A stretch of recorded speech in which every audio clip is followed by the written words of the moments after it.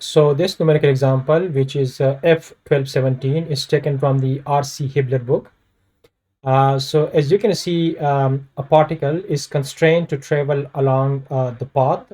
So this particle, which is moving along this path here, uh, if x is equal to 4 t4 meter, so x is given is using this equation here, where t in second determine the magnitude of the particle velocity and acceleration when t is equal to 0.5 second, and you're also given uh, the equation for the y in term of x.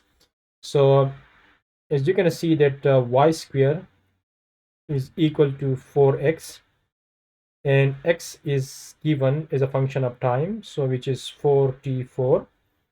So this is given, and you need to calculate. So the requirement is that you need to calculate v, uh, and you need to calculate a when t equal to 0.5 second.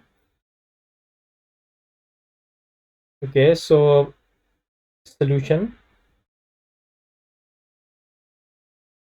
So as you know that this is a question on curvilinear motion, so we can split the whole motion into x and y component. So in the x component, you are given x, which is 4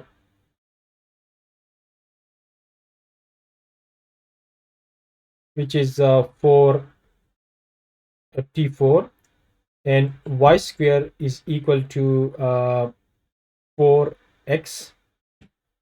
So you can again write x here. So if you just put the value of the x here, it will become 4t4, and this means that y square is 16t4. So y will become equal to 4t square. So now you have x in term of time, and you also have y in term of time. So we can deal with the x component of the motion independently and with the y component independently. So we can calculate Vx, which is dx by dt, and this will become equal to 16 t cube. And you can also calculate Ax, which will become equal to d square x by dt square, or simple dvx by dt, which will become equal to 48 t square. This is our Ax. Now for the y is given 4t square, so you can calculate Vy, which is obviously dy by dt, and which will become 8t here. And similarly for the ay, which is acceleration in the y direction, it should become d square y by dt square, which is d vy divided by dt, which is just, if you differentiate this equation with respect to time, so which will become 8. So now we have x is a function of time, vx is a function of time, ax is a function of time. Similarly, we have y is a function of time, vy is a function of time, and ay is a function of time, is just 8. So it's not a function of time now.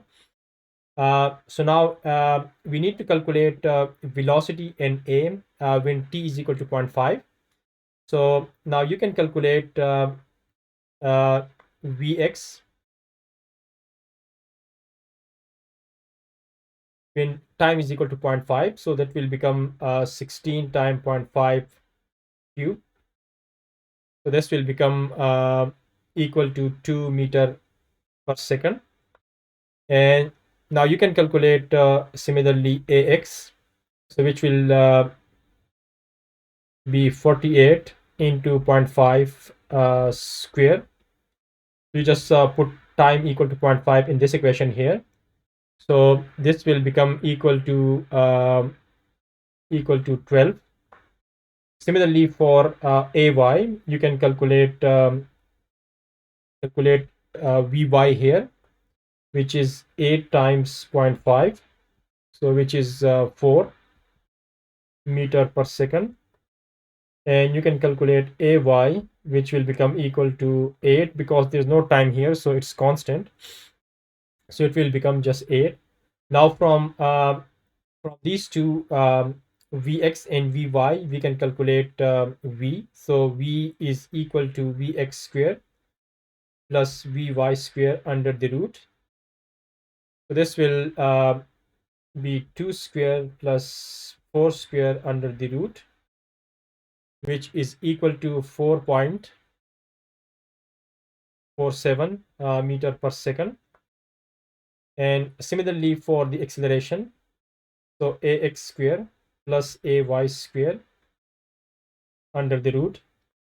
So the acceleration in this case is 12 square plus 8 square. So this will become 14.42 meter per second square.